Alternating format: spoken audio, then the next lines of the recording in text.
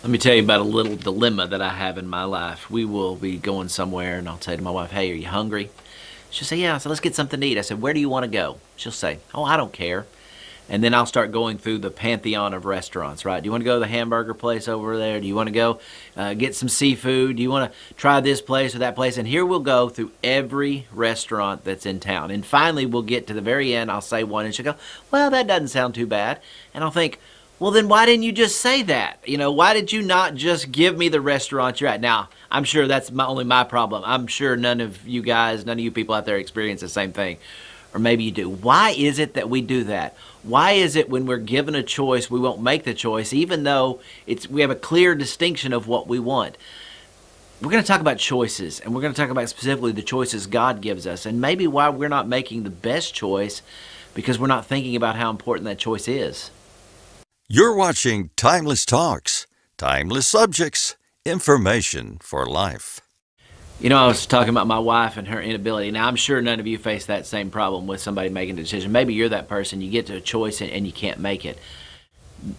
Why do we have that problem? Sociologists talk about it as choice overload. We have so many choices that we have to make. You go to buy a pair of jeans and you walk in the store and they say, "Do you want slim, baggy, waistline? Do you want low cut, high cut? Do you want them stone wash?" And by the time I just want some jeans, right? We have too many decisions to make and we hesitate to make those decisions. But there are certain choices that are important. And sometimes even easy choices we don't want to make. Not because the choice is, we say it's a hard choice. Well, it's not a hard choice. We know the two options. We know even which one is better. It's the consequences of that choice that we don't want to make. And I think that happens to us a lot when it comes to the choices that God gives us. We do realize that God gives us a choice. In our life, we have a lot of things we don't have any control over, right? You didn't get a choice of where you were born, who your parents were. You didn't get a choice of how tall you were or how good looking you are. And we think, oh, those are important things. But in the end, the most important thing is a choice that you have. It's where you will spend eternity. And God gives you that choice. It's a choice between His way that will lead to heaven and another way that will lead to destruction. And it should be an easy choice. But sometimes we don't want to make that choice. But unfortunately, in not making the choice to follow God, we are making a choice. It's a choice to go on our own. And it's a choice that we will deal with the consequences. Every one of us face a choice of whether we will serve God or whether we will not serve God. And we have to make that choice. If we don't make the choice, we've made the choice. It's forced upon us.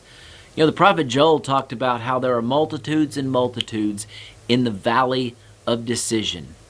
We all have a decision to make. Will we serve God or will we not? God gives us a clear-cut choice. Even in the garden, think about the choice that He gave mankind. Here is the fruit that you're not supposed to eat. He could have made it where they could never have accessed that fruit, but He gave them a choice. Either they could choose to serve God or not serve God. And when Satan comes in and muddies up that choice and makes them think that the choice they're making is actually between being like God and not being like God, well, they made a choice.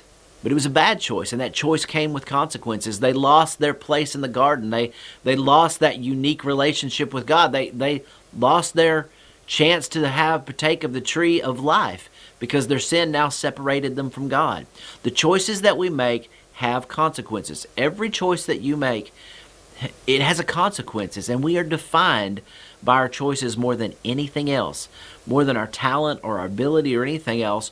What you become comes about because of your choices. And so we must be very careful to make good choices. Can you do me a quick favor?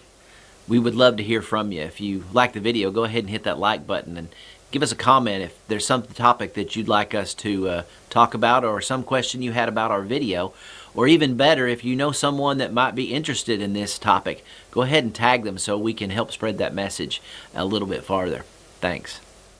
Sometimes the choices aren't hard, but we don't want to make them. And it's like with my wife in the restaurant. She wants to go to the place that she wants to go to, but she doesn't want the responsibility of the decision, because if we go there and it's not very good that day, well, she'll feel bad because she made that choice. So it's just easier to put it off until eventually I'll make the choice for her to give her what we want. And sometimes we think that's how we can work with God. We can do whatever we want, and in the end, we'll expect God to make a choice to save us. But God is giving us the choice to serve Him or not. And if we don't follow Him, we don't obey Him, we're making a choice to go against God. And in doing so, we're putting ourselves in a terrible situation. I want you to think about how many times in Scripture we see God giving people choices. Think about on Mount Carmel with Elijah, right? Why do you hesitate between two opinions, he told the Israelites. If God is God, serve Him. If Baal is God, serve Him. Make a choice. But they didn't want to.